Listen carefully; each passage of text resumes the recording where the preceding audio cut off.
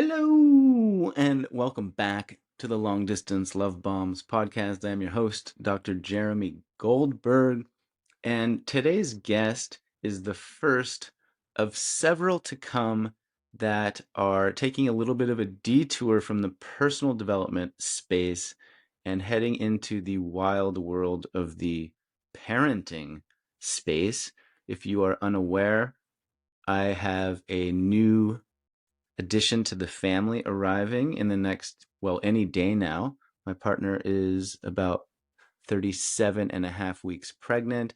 And so I've reached out to a bunch of experts in parenting to selfishly give me a little bit of reassurance and comfort as I prepare to navigate this transition and initiation.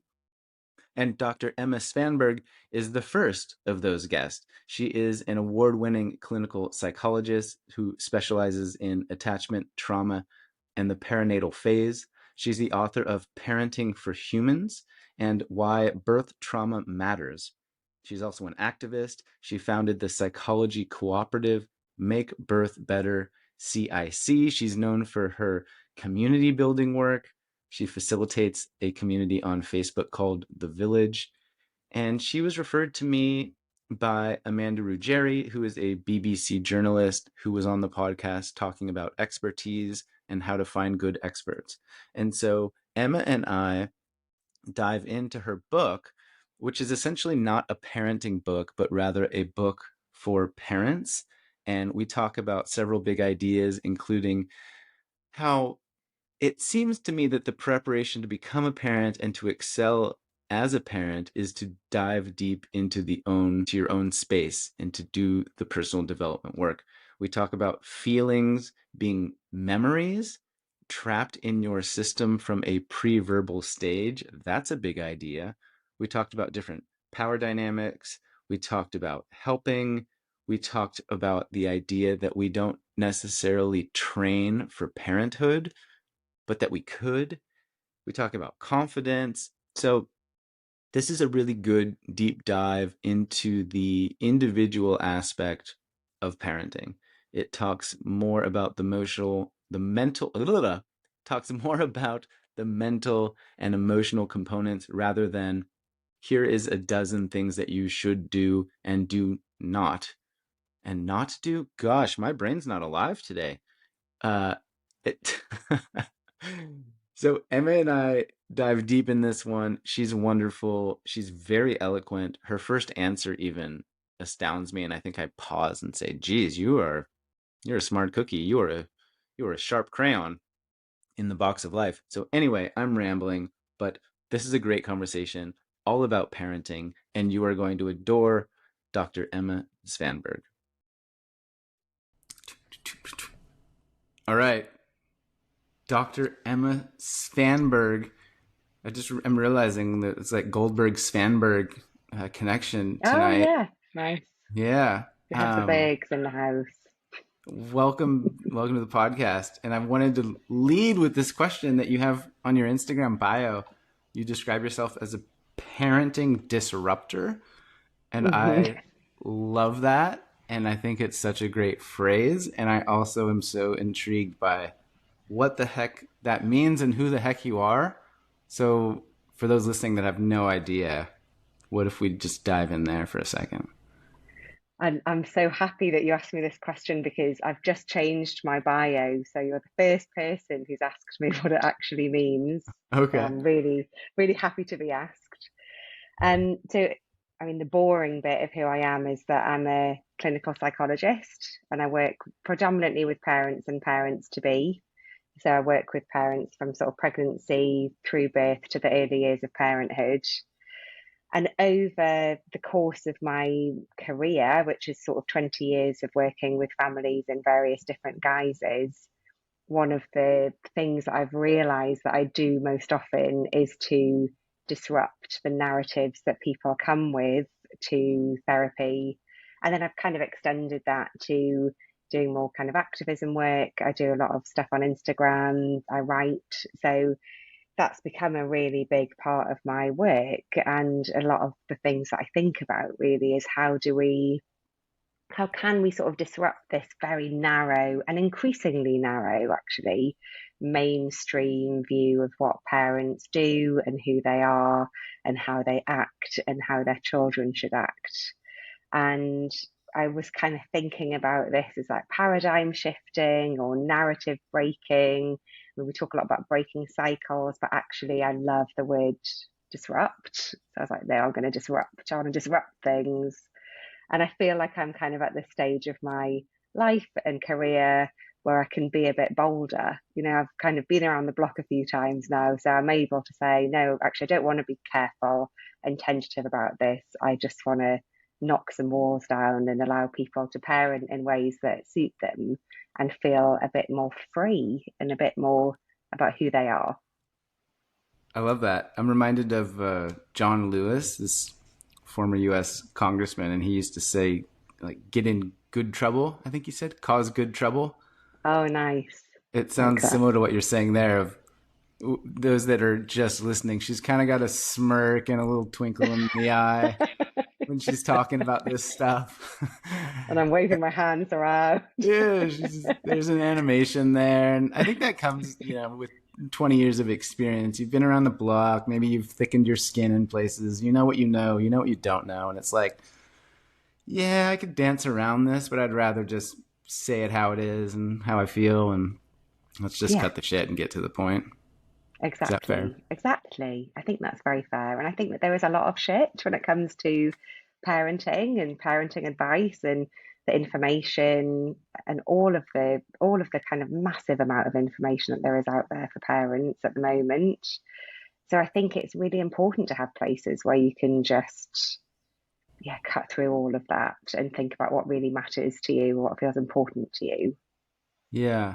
And I'm realizing this just for context. My partner is 37 weeks pregnant now with our first. And I have been having an experience, as you can imagine, and that's an understatement, but also realizing, like, oh, I don't really know this space very well. Like, Mm, I work in personal development, I'm across it, I know the players, I get it. Like, I've spent years formulating my own sort of way. And then I mm, started diving into the parenting space, and it's like, oh, and like I'm a former scientist. Like I'm good at information. I'm good at like yeah. going through the weeds. And still I found myself like very often reading contradictory Oh, ideas yeah. from therapists and doctors and scientists. And it's like, oh, this is a whole jungle out here. And so I reached out to a BBC journalist named Amanda Ruggieri, who was on the podcast talking about expertise. And she's great, and we've just vibed. And so I would periodically send her things like, do we like this person? Is this good? Like, she's been my kind of like oracle North Star. And I think at some point she got annoyed with this is me projecting, but at some point she's like, look, like Emma's good. And she listed a couple others. And I was like, okay, I'm going to just reach out and pick their brain and Great. see where we end up. So that's how we've sat here together. I don't know if I've told you that yet. Yeah. No, I love that. It's great. And I really admire her work. So I'm very honored that she thought of me. Yeah, yeah. And so I got your book, which is called Parenting for Humans: How to Parent the Child You Have as the Person You Are. And I was like, I like that title because I'm a big word dork. And admittedly, I'm only about halfway through, but I'm realizing that I haven't like been told how to parent. I haven't been given specific 10 tricks to get your baby to sleep. And I feel like it's all been about me and my shadows and who I am. And so this is a long-winded way of saying what's your what's your view of parenting and why did you write a book? What did you describe it as? Not a parenting book, but a book for parents. Yes, exactly. So I feel like it's the book that I'd love people to read before they read any kind of parenting manual where they might get those 10 top tips to get your baby to sleep through the night. Because I think there's a lot of information out there about the things that you can do and the strategies that you can use. And the experience that I've often had is that people then say, well, I'm doing all of those things and I'm using all of the tips and they're not working and I don't know why. And usually that's because people are applying them to a sort of blank canvas. They're thinking about, well, if I just do this and I just act in this way, or I do this parenting behavior, whatever it might be, then my child will respond in the way that they're supposed to respond, and then everything's going to be golden. But of course, what that misses out is, who is that information landing on? You know, the way that we are and the way that we show up as parents and as people in the world. So the things that we carry from our own childhood experiences, from the relationships that we have around us at the moment, from everything else that's going on in our lives outside of our parenting. So we're going to apply that information in very specific ways. Also, depending on the kind of context that we were parented in. So thinking about how similar or different that information is to the kind of experiences we had growing up. And then, of course, there is the actual child that we're applying it to. And there are children out there who will really readily engage with those 10 top tips and be able to sleep through the night, or whatever it is that you're trying to get them to do. And there are a whole host of other children who just will not do that because that's not the strategy that's going to work for them. And I think that that's where people can get really stuck, you know, kind of sifting through all of this information, finding something that they really hope is going to work for them. And then because they haven't really thought about, or haven't been encouraged to think about, how does this actually fit for me in my family and in the context that I'm in, then it doesn't feel like it works. And then the really difficult thing for people is that they then think I'm doing something wrong, or there's something wrong with my child. And then everything ends up feeling kind of fraught and uncomfortable, and people end up feeling like they don't have any strategies at all. And then what we tend to do, rather than look within and think about, well, how can I apply this in a way that works for me, is that we then just go to a different 10 top tips and then we try that one. And at no point are we really thinking about, how can I offer this in a way that is grounded, that fits with me and my values and my capacities, and in a way that's going to work for my child as well. That was like so eloquent. Thanks. Yeah, holy moly. Uh, okay. And so then for me as an expectant soon to be parent who's attempting to navigate all of this stuff, and for someone like you who has 20 years of experience working with parents and dealing with this stuff, are there very specific obstacles coming down my road that you could, I'm just selfishly using this for my own personal, You want some 10 top tips? not the 10 razzle dazzle tips, but like, hey, I just wrote this book and I'm, a renowned expert at some of this stuff. So you and those listening should be aware of these things. That makes sense? Total sense. Yeah, I'm pulling your leg. Yeah, I think I'm fragile right now, Emma. Come on. I know. Shouldn't do this to an expectant father. I'm sorry. I think that one key obstacle is what we've spoken about, right? That kind of sense of filling the need to know with information. So as exactly as you said, you're in a whole new space. So parenting is a whole culture, and there is now a huge industrial complex around parenting and parenting advice. So you're stepping into this whole new culture, this new community, this new place where people are going to encourage you to buy loads of stuff as well. So there is this feeling of, I need to have all of this stuff and I need to know all of this information. I need to know all of it right now. And because that phase of our lives, that transition that we're coming into in becoming parents, is one where inevitably we feel out of control, inevitably we feel really uncertain, inevitably we feel fragile. It's a really easy solution, and one that we tend to turn to, right, to fill that gap with stuff, right, with information, with toys, or the perfect bassinet, or whatever it might be that makes you feel like, for that one moment, okay, at least I've got a handle on this. Right, this is why we spend so much time decorating the nursery or buying the best buggy or researching nappies, but we don't spend that time going, but how do I feel about the fact that I am about to become responsible for a whole new human being? And this is a relationship that I am going to be in for the whole of the rest of my life. That's incomprehensibly massive. So of course we then go, well, actually, I'm just going to focus on the buggy because that feels okay. So I'd say my one thing is actually being able to give yourself the space to feel uncertain that this is a transition for the next couple of years. You're in this liminal space where you're getting to know who you are as a parent, who this little person is who comes into your life, who your partner is as a parent as well. You become a family. That's huge.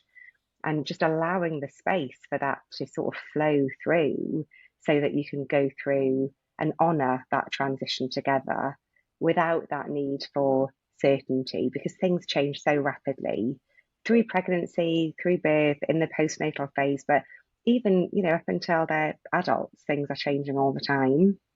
And of course, you're changing too. So being able to just be okay with uncertainty, actually, I can ride this wave. Like none of this is going to land. I'm not going to feel anchored for a while. So how am I just going to learn to surf this so that I can feel Mm. comfortable with this not knowing? So I think that's one of the key things, is really just getting used to that feeling of not knowing. And then I think for me, there's something, I mean, you asked about obstacles.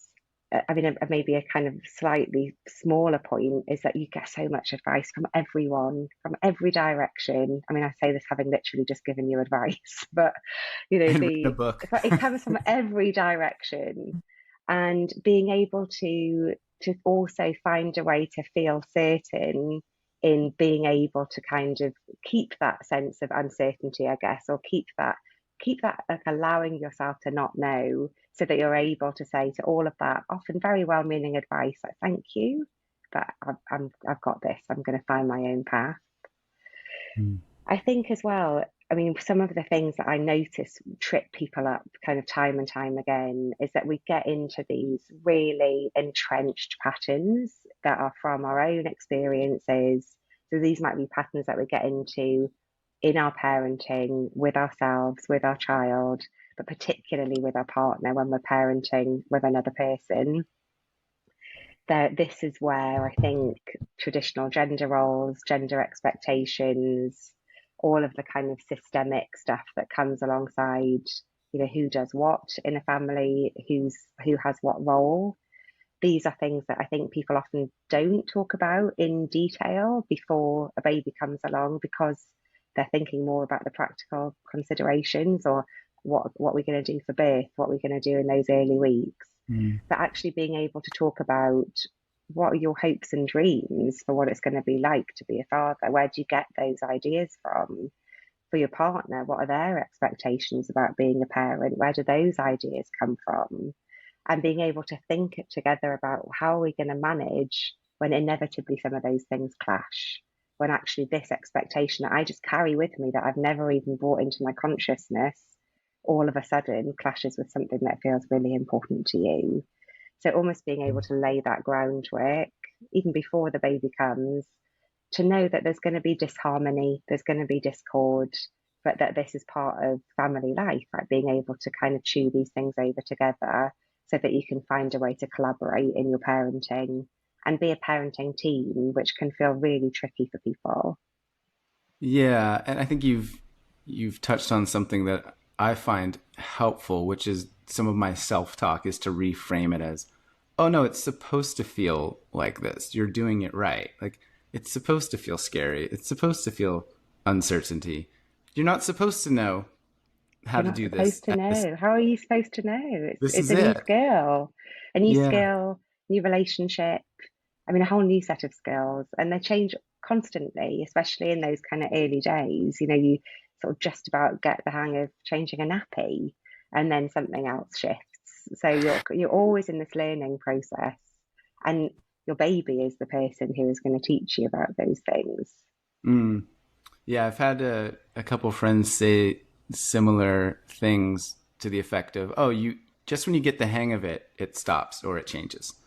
Yeah, So be prepared for that. And I'm also remembering that, like, as adults, or at least for me personally, it's quite rare that I feel like a beginner at something, Mm, right? Like, I've got my hobbies. I know how to ride the bike. I know how to be in a relationship. And this feels like learning to ride the bike again. It's like, oh, I don't even know what to call that part of the bike, or I don't even know where to buy bikes, or I don't even know yeah.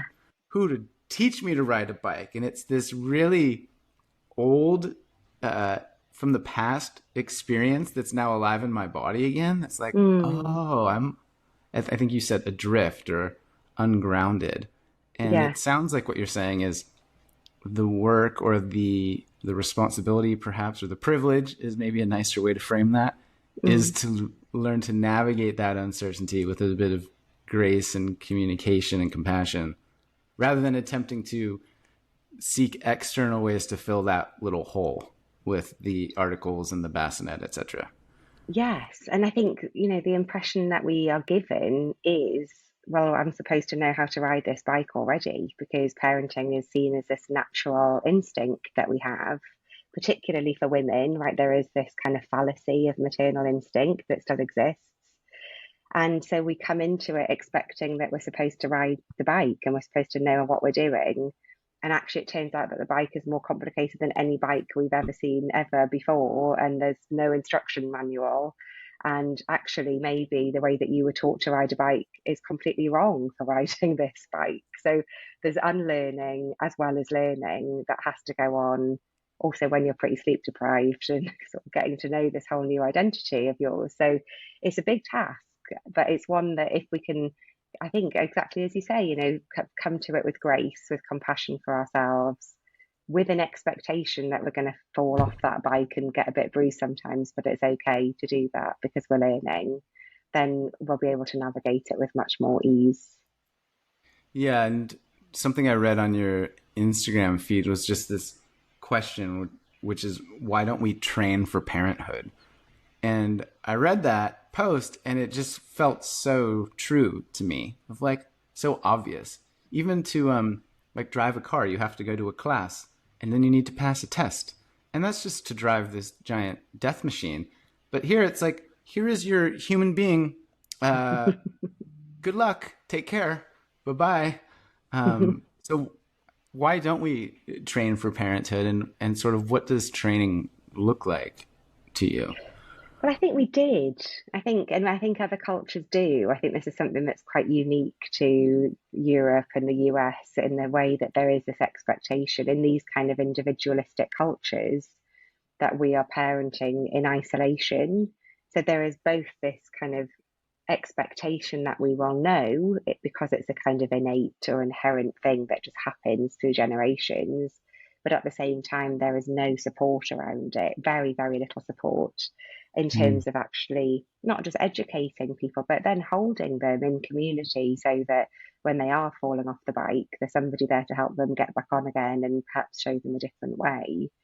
In other cultures and historically, we did have lots of people around us who could train us in different skills as well as just holding us emotionally, bringing us food, all of those practical things that become so much easier when you have other people around. In the Mm. model that we kind of live in nowadays, we live in a model where we do train for things, right? That we're learning skills. I think that part of it, in terms, I mean, we can offer things like antenatal classes that are often very focused on getting through pregnancy and birth and maybe the first couple of months. But where parents often feel like they really need support is once they get kind of over that bit and the baby's actually still there. And, they kind of haven't really thought about, well, what happens when they get to like a year old? Certainly what happens when they get to seven. Like nobody talks about 7 year olds and what's it like to parent a 7 year old. People are starting to talk a little bit more about what it's like to parent a teenager. But this being a whole lifelong relationship that is always going to be changing and we're always going to need new skills for. So in that sense, I think that what ends up happening is people do fill that gap with their own learning, with their own information. But as we started with, there's so much of it out there, and it's really hard to sift through all of that and know who you can trust, but also who who kind of aligns with your values, who is talking about the context that you're living in. And I think one of the things that's really complicated for a lot of people in this generation of parents is that they know that they don't necessarily want to parent in the way that their parents parented, because they're very aware of some of the baggage that they've been left with, but they don't really know what to replace it with. And that can feel like quite a destabilizing place to be, to kind of know that you want to let go of one anchor, but you don't really have something that feels kind of solid to hold on to. And I think that what often happens is that one person in a partnership might then go off and try and do lots of training and lots of information gathering. And if their partner's kind of not alongside, that in itself can lead to resentment. That's something that I often see, where one person has done loads of educating of themselves, and then their partner's still of the kind of mindset of, oh, it's fine, it's completely natural, I'll just kind of pick it up as we go. And that in itself is a sort of conflict before the baby even arrives. Hmm. I think in some ways that we could train, it would be great to be able to have well respected and trusted information. But we also know that it's really hard to apply that to everybody, because everybody is in a different context and all babies are different. I think in some ways our training is, just being able to learn about how to be in relation with other people, our baby being one of those other people. But it's something that we really struggle with in our individualistic cultures, to just be heart led and be able to tune in to somebody on that emotional level. Babies are just nervous systems, right? They are these little balls of emotion, and that can feel very overwhelming. But if we're able to tune into what their nervous system is telling our nervous system, then we can have this really beautiful dance and connection between us. Yeah, that's really well said. I've never heard it described so succinctly as babies or nervous systems. It's like, oh, yes, of course, that makes sense. And on the training piece, I think about, training with sports or training with skills. And typically the way that you would do that is you would find somebody who has been where you are, who has advanced to a level of knowledge and experience that you aspire to or that you don't currently have. And you just kind of like hang around them and listen to them, but also watch them do it, right? Mm, Like, watch how I cut this wood, watch how I paint this mountain, watch how I throw this ball. And I think for many people, and maybe I'm just speaking for myself, but we know sort of what we don't want to do, as you described, based mm, on our own experience with our own parents and the way society and culture are traversing the now, which is a separate podcast. But we don't necessarily have visceral firsthand experience with good parents or even being around small children or yes, newborns or babies. And it's like, oh, like we just lack that village component entirely. And we're kind of yeah, off on our own trying to figure it out. yeah, yeah, Um, exactly this. yeah, and And they feel I so think about, fragile, right? When they're so tiny, they feel so fragile. And actually, what we need yeah, at that point as parents is for somebody to come and look after us, so that, it's ideally we have a community of people who are all centered around this new life. But often what ends up happening is exactly as you said, you sort of handed a baby and then you go home and you're like, oh my God, what the hell do I do with this thing? And they are just little creatures at the beginning. And it can feel, I mean, it's incredibly anxiety provoking experience if you don't have somebody more experienced with you to say that this is okay, this is normal. That weird noise that they just made, like that's a completely normal noise.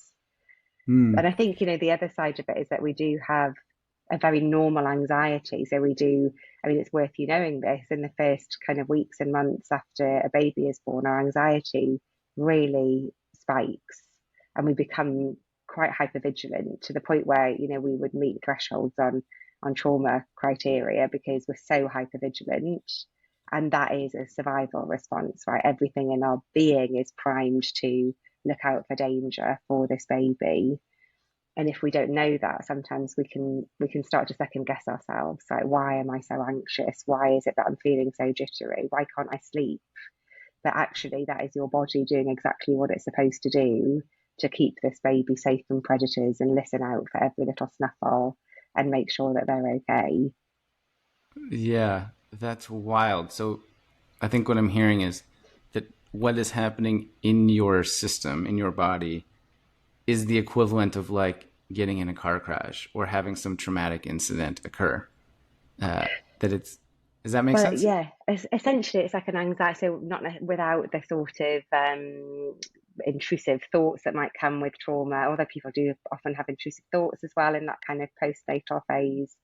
There is Mm, this kind of sense of, I'm going to say it's equivalent to having been through a really shocking incident or having witnessed something shocking, so that you mm, are then looking out for danger on every corner. right. And we become all of the things that change in our brain is that we become like really tuned into social cues because of obviously we're looking out to see who is safe, who is threatening, so that we can keep our baby safe.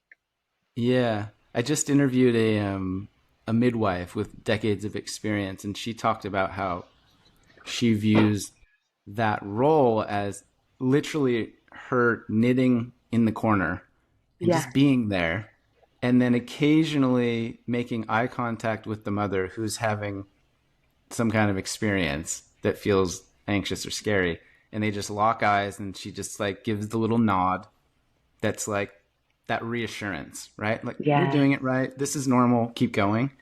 And it seems analogous to what you're describing here, which is that like we lack that sort of elder in the corner or the yeah, village that's just given us the, yep, yeah. that's You're doing right, great. You're doing you're great. great. Yeah, And so yeah, we persist in that anxious stew of uncertainty and self-judgment and comparison and guilt and yeah. exhaustion. So how does one avoid that? Well, I think we have to Hypothetically, if one was having a child hypothetically soon. asking for a friend. Yeah. Um, I think we create our own village. I think that's what we often do very naturally, and to be able to reject that story that we're supposed to be doing this by ourselves, that we're supposed to be coping on our own, and that if we don't feel like we're coping perfectly, then we're doing something wrong. Like that might be the sort of prevailing narrative that I often hear. Mhm. So to counteract that with actually, I'm going to talk about the things that I'm finding difficult, and I'm going to seek reassurance from people, and I'm going to do that as often as I need to. And that's not me being anxious, it's me learning and it's me seeking support from people. And I mean, it helps to find the right people because, of course, sometimes we can seek reassurance and we get advice that makes us feel worse or it just doesn't gel with what we're looking for. But there are so many communities, online communities, as well as real life communities. And what we know is that you only need a couple of people to be able to just give you that nod or give you the sort of hypothetical nod or give you the text, Mm, the reassurance that, yeah, you're doing okay. And often yeah. that is enough to just get us back on our own track. We don't necessarily need someone to come and hold our hand or to, help. I mean, it really helps to have someone sometimes to come and hold the baby. But really, what we need is just somebody to kind of metaphorically wrap their arms around us and offer us some parenting and say, actually, I'm here. You're doing fine. Keep on going. Yeah, that's helpful. And that echoes some of the comments that we've had from friends who are already parents who have said things like, freeze more food ahead of time than you think you need, or get a meal train where your community supports and provides, and ask friends to come do the laundry and leave food on the porch and then just go away. And that's been eye opening to me in the sense that, like, I knew that I would need support and that support is good, but to hear it reiterated time and time again, it's like, oh, this is actually a core part of what this experience needs to be, um, or perhaps should be in an ideal world, that the Hmm. parents are cared for in a community, that they're being looked after, that they're being held, etc. Yeah, Does that make sense? Am I on the right track there? absolutely. Absolutely. And I think it's also kind of whatever support actually feels supportive for you. So for some people, actually, they really want somebody to be there with them, have that physical presence of somebody else in the home. For somebody else, that might feel like their worst nightmare, and they really just want to be on their own or in their own Mm, little bubble, kind of getting to know the baby. So being able to also ask for the help that you need, the help that will feel helpful rather than the help that somebody else thinks will be helpful, which can be quite tricky. Right. And this is directly, um, I was going to say correlated, but as an individual who is doing personal development work, it's the same skill sets, right? It's Yeah, like practicing self awareness, identifying what you need, using your voice, having healthy communication, emotional intelligence. It's all this stuff. It's just I'm hopeful that it's all this stuff, and it's just being repackaged and put in this new yeah. environment, and perhaps with the volume cranked up to full. It's like, oh, you thought you were good at this before. Like, no, no, no, no, no, no. Well, you mentioned shadows, right? Which is what the first half of my book is all about.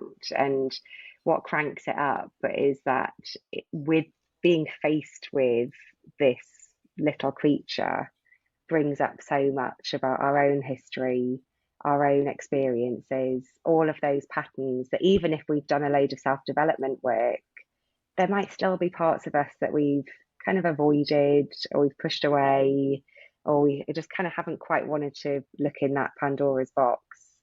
And somehow they all come up when you become a new parent. And then they continue to come up as your child grows, because when your child is at different ages and stages and different parts of their development, of course, they are a mirror to you at that same age. So you Mm. can find that you're flooded with memories of things that you'd forgotten. You might hear, kind of phrases from your own childhood that kind of feel like they've been long buried. And it's literally just that, having that experience creates a new pathway to your memory. So it kind of opens up some of those old pathways that have been quite heavily locked down for quite a long time. And if you can allow yourself to go there, and it can feel really challenging to go there when you want to be in this space of being able to be fully present for your baby and for your partner.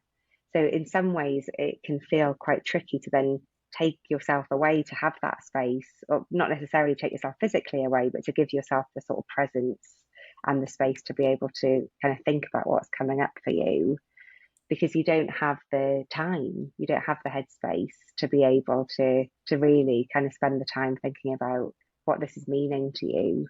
So you also get very quick at doing self-development work, right? You have to do it in a much more perfunctory way where emotions come up quite quickly and then you find ways to be able to process them. And then that's a whole new skill in itself. Mm. Yeah, I'm glad you brought this up because I had a question about this, or actually wanted to have you expand on this because I was reading part of your book and I was sitting next to my partner and I was like, whoa. And I read part of it out loud, but it was around the idea that feelings are memories. And that was the way that I interpreted it, and it might even be the way that you bluntly stated it. But I'd never actually, for whatever reason, put that together in my brain, even though it's so intuitive and reasonable. Of like, oh, when I'm holding my baby and it's invoking or evoking this sensation in my system that is a feeling, that also might be an old pre-verbal memory that I had when I was a tiny human. Can Mm-hmm. you speak to that or expand on Yeah. that? So I think what you're referring to is a part of the book where I talk about how some of those really big feelings are very powerful and kind of all-encompassing feelings that can come up for some people, not everybody, but for some people in the sort of parenting of a baby, and that can be really resonant with some things that happened to us in terms of the feelings that we had when we were of a similar age that are unprocessed, right? They're our most raw emotions because they're Mm. pre-verbal. We know from Donald Winnicott's research kind of back in the 1950s and 60s, some of the things that he spoke about were this kind of absolute terror that babies can feel. It's like a fear of annihilation because everything is so extreme for a child, for a baby, before they're able to understand what's happening to them and what's happening in their bodies and what's happening in the world around them. So it can bring up in us these very raw, unprocessed feelings that are like sort of emotional memories that can kind of come up. So we're often it can be a very complicated dynamic that's happening. For example, when your baby's crying and you can't soothe it. So that can feel like a really challenging experience for a for a new parent, because baby crying inconsolably is a heart-rending experience. So it's pulling on every part of your being already, because you want to do anything that you can to be able to soothe this baby. Simultaneously, you might also have these echoes of feelings that you might have experienced from a similar age. And it feels a bit woo woo, right, to think about your kind of baby self, the kind of baby that comes up in you. But we do talk a lot about inner child work and these kind of childhood memories and childhood experiences that we carry. Of course, we also carry them from our babyhood, they're just much more physiological. So we can sometimes feel these really overwhelming feelings in response to our baby's overwhelming feelings.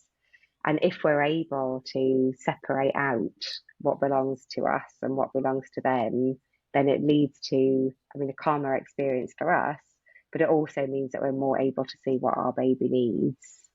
So, like an example of that might be if you, as a baby, let's say, for example, were often left to cry on your own, something that happened a lot to babies in my generation, certainly babies in our parents' generation. So there might have been for you as a baby, as a young toddler, a kind of feeling of abandonment, right? Like I'll cry and I'm gonna feel like nobody's coming to help me.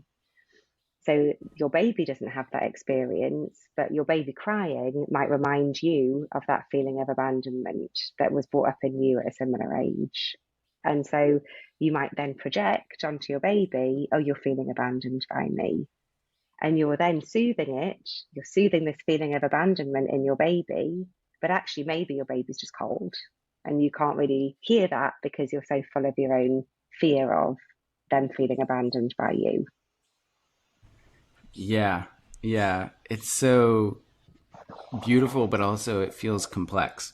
Yeah, Like, oh, this isn't mine. And I suppose one way I've thought about this and tried to work through some of this is when I realize or recognize that my reaction is disproportionate to what's happening, right? And so it might be a baby crying, but in my system, it feels like I'm in a war zone or something, yeah, or that I lash out angrily about exactly this. the kitchen towel on the counter when it's just a kitchen towel. It's like, oh, hang on, like that's interesting that there's a big mismatch there. Yeah. Is that one example of how to do that, or do you have other suggestions? No, I think that's a brilliant suggestion. So you're looking out for your sort of fight, flight response. You might also shut down, right? That's a very common response. So it might be the kind of opposite response where you notice that you're not really having much of an emotional reaction at all, that actually you feel quite distant from your baby crying, because that's another coping strategy. So if we're thinking about those kind of primary stress responses of fight, flight, freeze, or flop, then anything like that that comes up for you where you're feeling that the response is just even slightly mismatched, and it's maybe stopping you from being able to figure out what your baby is communicating to you. Mm. I have a completely random question. Is it possible to turn on a light where you I've are? just realized I'm really dark. Yeah. I I've observed you just getting Yeah, the light's just, sorry. Are you, but I'll do this and then darker and darker and darker. I was there like, we I've go. got to Yeah, I ask. know. I was looking at your face and then I just saw myself and was like, oh my God, I'm literally sitting in a Yeah, shadow. yeah. Well, okay, so that's super helpful though. I also have a note to myself to read the quote at the beginning of your book, and here we go. Some people seem to think of a child as clay in the hands of a potter. They start molding the infant and feeling responsible for the result. This is quite wrong. Donald Winnicott. So, why is that the quote at the beginning of your book? Why is it wrong? What do we do with the clay instead? So one of the original titles for the book was Hold Them, Don't Mold Them, which is kind of based on Winnicott's quote. And I think that we still have this idea that children are ours to shape, that they are these little beings that if we parent in the right way, then we can shape the people that they're going to become. And that's a fallacy. They are the people that they are, and we can support them in their own growth and development, but we can't change who they are as people. And the more that we understand that, we're there to kind of support them on their journey, offer them a kind of helping hand if they ask for it, but essentially, they're walking their own path, then the easier things become for us. The less expectation there is on us as their parents, as well as on the people that they are and the people that we kind of expect them to be. And also the more joy there is in our connection, because we're able to meet them as the people that they are. That's beautiful. And just personally in my own life, I've had this moment years ago. So I was working as a scientist on the Great Barrier Reef in Australia, and I grew up in Los Angeles with the blue collar family that owned a tire shop for 50 years. And I was very different, and I always felt like the black sheep, and that created all kinds of stories and things that I probably should have talked to you 20 years ago about. But then I got to this place where it was like, oh, what a wonderful job my parents did to allow me to become this completely different, unique, living a life that they would never have contemplated person. And that, like, that's a really good thing, I think, rather than if I had just stayed in that family mold and worked at the tire shop and like had the same beliefs and values as them. Like, how do you distinguish between the molding and the allowing to unfurl? I mean, I guess it's a practice, right? It's what we do throughout our parenting journey, is how do we practice allowing these people to be themselves, and for us to be there, yeah, to support them, but not to try and shape them in any way. And I mean, I think one of the things that you often realize when you have your own child is that they just come out like as they are, and they're like that. You'll speak to parents who have kind of older, middle-aged, grown-up children, and they'll say, there is this spark in them that has been there since the day they were born. I recognize Mm, this essence of them that has always been there. And I think that we can put that spark out very quickly as parents when we kind of pass on our expectations that our children aren't able to meet, or our criticism, our perfectionism, our anxiety, all of these things that can kind of get in the way of that sort of pure connection. And being able to allow them to sort of hold on to that spark of who they are can be one of the most gratifying parts of being a parent. And it also mm, allows us to access the spark that we might have lost, right? The bits of us that mm. were really exciting and inspired by things and curious and weren't cynical and didn't find things boring, all of those things that children just hold so naturally. So the more that we can kind of allow them to keep their spark going, we also get that kind of added bonus of a gift of re-engaging or reigniting our own spark. Yeah. Yeah, I've heard it described amongst many parents who have had the second child. And then they have the first child, and it's like, I know how to do this. I've sorted it out. I'm good. And then the second child is just like, from moment one, just a different Completely different. species entirely. Like, doesn't eat the same, doesn't sleep the same, doesn't cry the same. It's like the personality is just dropped in and downloaded from the go.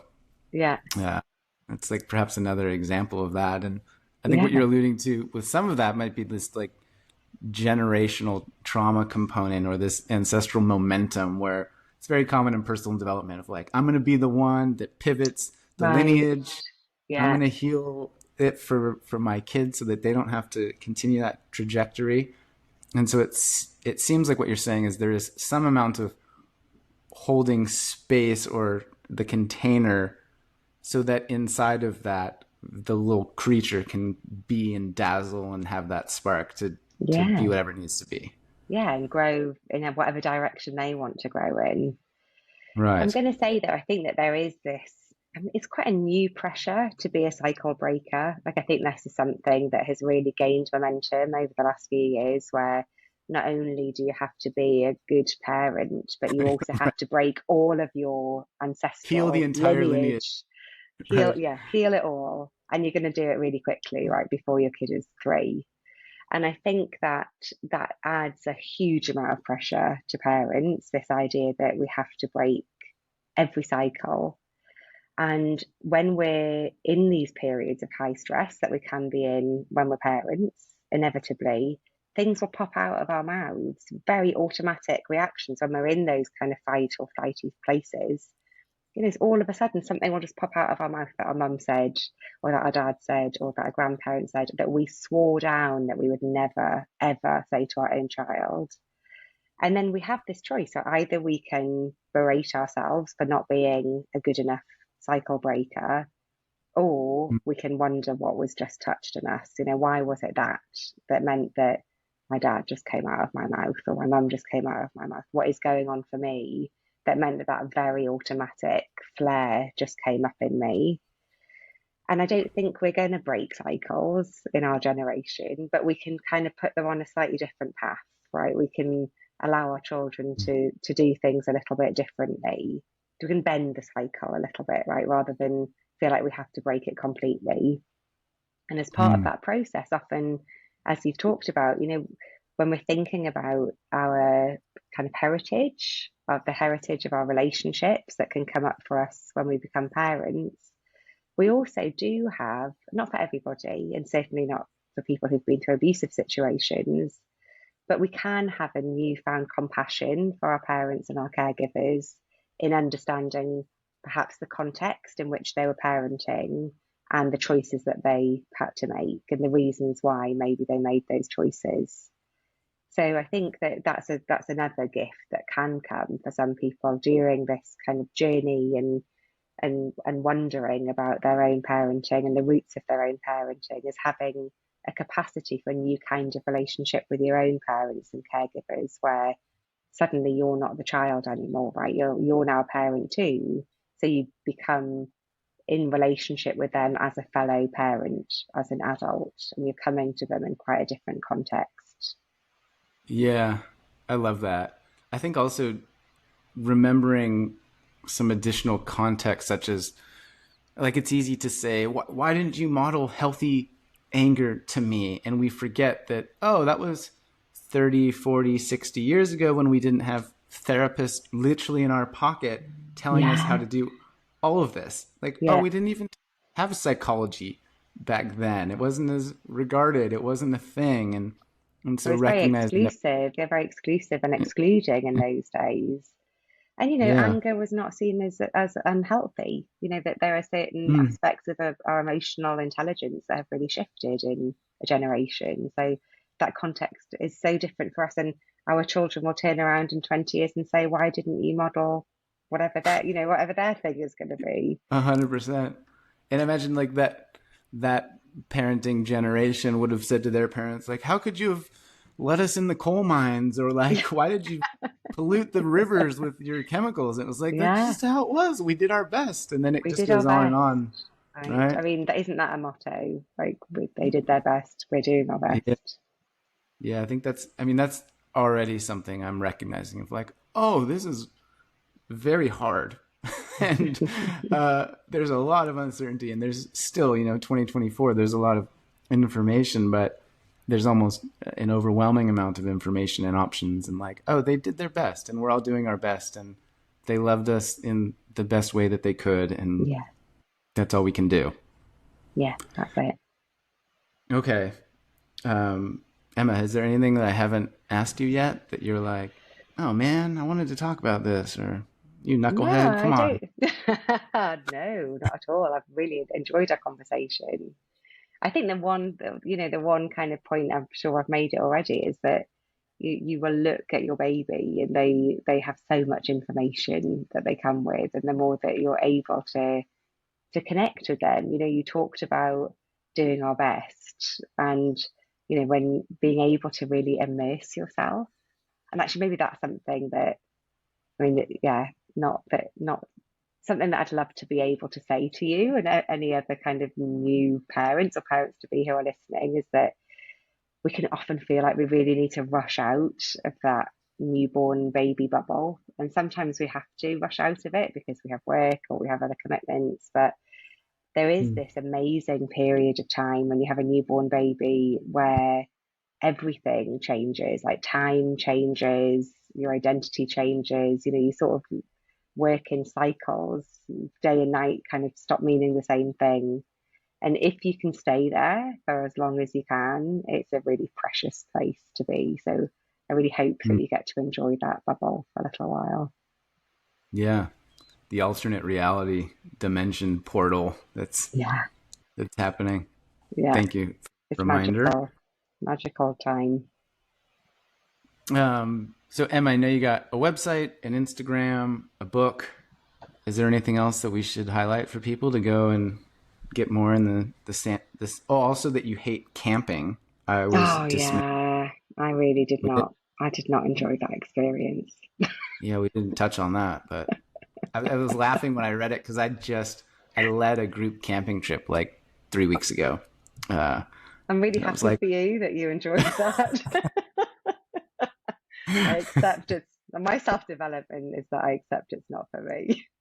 yeah, it's not for me. So you won't be camping anytime soon, but anything coming up? Any projects or events or anything? Are you just kind of cruising along now that the I'm book's just out? And yeah, cruising along. Yeah, cruising along. I think if I also write a blog, so I've started to write much more about, kind of more of my personal and professional interplay. So if people want to read that, it's on Substack. It's called Unnormal. But yeah, I'd love oh, for people to chat. I mean, it's one of the reasons that I'm on social media is I really love to talk to people from all over the world. So if people want to have a chat, then please do feel free to reach out to me. yeah, okay. And I'll put links to all that in the show notes to those listening, including the book, the Substack, the Instagram, and thank you. Thank This has been you. great. I It's been such a appreciate your pleasure. time. It's been Yeah, such a this has been really pleasure. fun. Yeah, and you must let And me know how you are in 6 months. yeah, in 6 months you might get an email that's very different than the ones you've gotten previously from me. Like Emma, help, SOS. Can we? Or it'll actually probably be, hey, do you want to come back on the podcast for a minute? I have some questions hypothetically to ask you. Yeah, But I look forward to that. I look forward to it. yeah, no, I appreciate your work. I appreciate the way you're approaching it too. It feels true and it feels resonant to me, and I imagine many others. And so thank you for the work you're doing and leading that sort of tip of the spear that we can bend the cycle together. That's Yeah, great. for sure. Thanks. Thanks, Jeremy. Been lovely to meet you. Okay, that was Dr. Emma Spanberg. As mentioned in the show notes, I've included a link to her book, Parenting for Humans, and I've included links to the blog, the Substack, as well as the Instagram account. I encourage you to check this stuff out. She is a wealth of information. She has been doing this for 20 years. Check it out. You might learn something, might make your life a little bit easier, might make your life a little bit brighter. So, with that said, thank you for being here. Thanks for listening. Thanks for sharing this with any and all people that you think would benefit from it. It's how we build a more compassionate collective together, trying to make kindness cool. And I appreciate you being here. Got any tips? Got any comments? Got any thoughts? Please do let me know. You know where to find me. I am at Long Distance Love Bombs everywhere on the internet, including Instagram and Facebook. And thanks for being you. I look forward to talking to you soon.